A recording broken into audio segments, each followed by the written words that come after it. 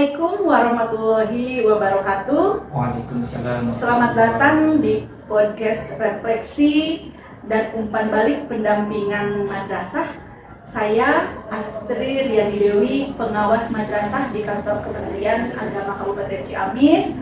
Hari ini saya akan berbincang dengan salah satu kepala madrasah binaan saya, Pak Ali, Kepala MTS Darul Huda.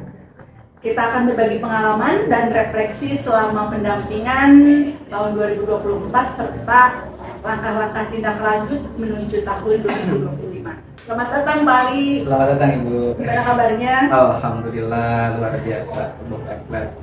Alhamdulillah. Baik Pak Ali, kita mulai dari refleksi dulu ya. Nih Pak, kalau Bapak melihat perjalanan pendampingan selama tahun 2024, apa yang paling berkesan atau berdampak bagi Bapak dan tim madrasah? Izin menjawab Ibu, yang paling terasa adalah munculnya kesadaran baru di antara guru dan tenaga kependidikan tentang pentingnya refleksi. Sebelumnya kami lebih fokus ke rutinitas, mengajar, menilai, melapor, akan tetapi belum banyak sekali merenungkan bagaimana prosesnya berjalannya KBM tersebut. Setelah didampingi, kami mulai terbiasa melakukan refleksi setelah kegiatan pembelajaran dan rapat itu sendiri. Itu membuat suasana kerja jadi lebih terbuka dan lebih kolaboratif. Dan mungkin banyak sekali hal-hal yang positif setelah memang melakukan yang namanya refleksi.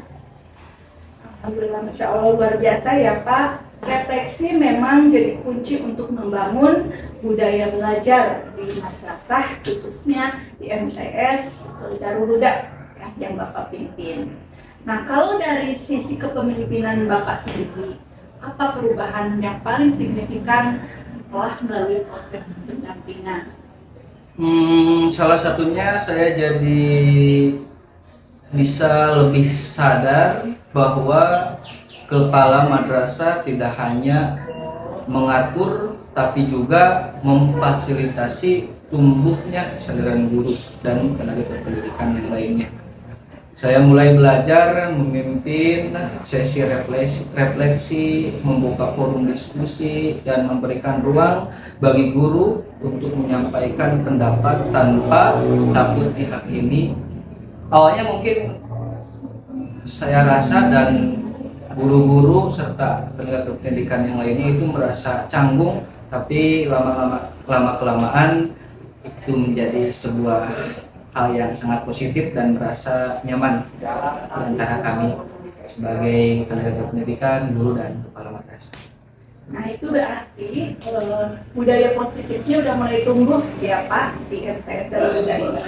Nah, dari hasil evaluasi memang ada beberapa rekomendasi untuk tindak lanjut tahun depan ya. Salah satunya kepala madrasah diharapkan mengikuti lebih banyak pelatihan ya, bagaimana meningkatkan kualitas atau sumber daya guru gitu ya, terutama dalam hal pengelolaan MTS. Bagaimana menurut pandangan Bapak?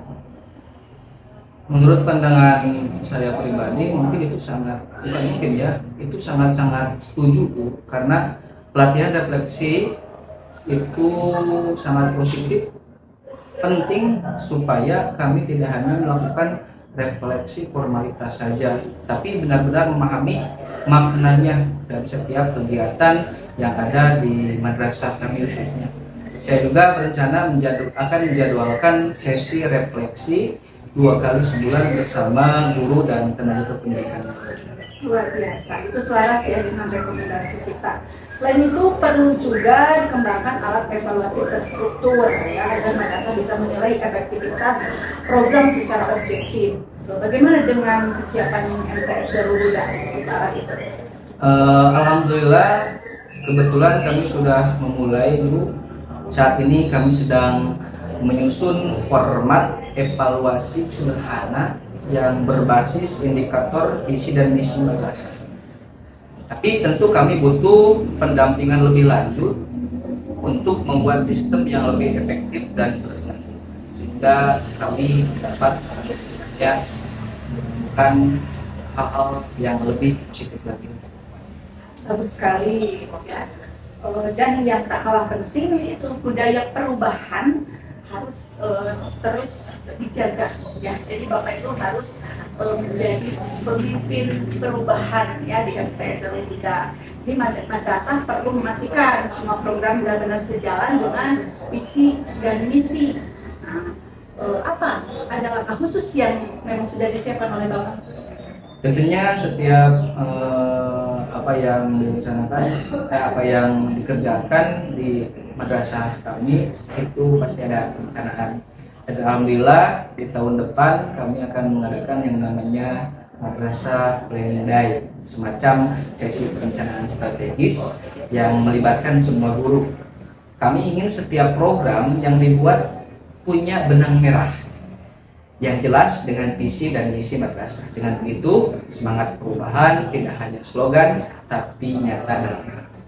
Wah, luar biasa, keren nih ya Pak Ali. Itu langkah yang sangat inspiratif. Saya berharap madrasah lain juga bisa meniru praktik baik ini ya.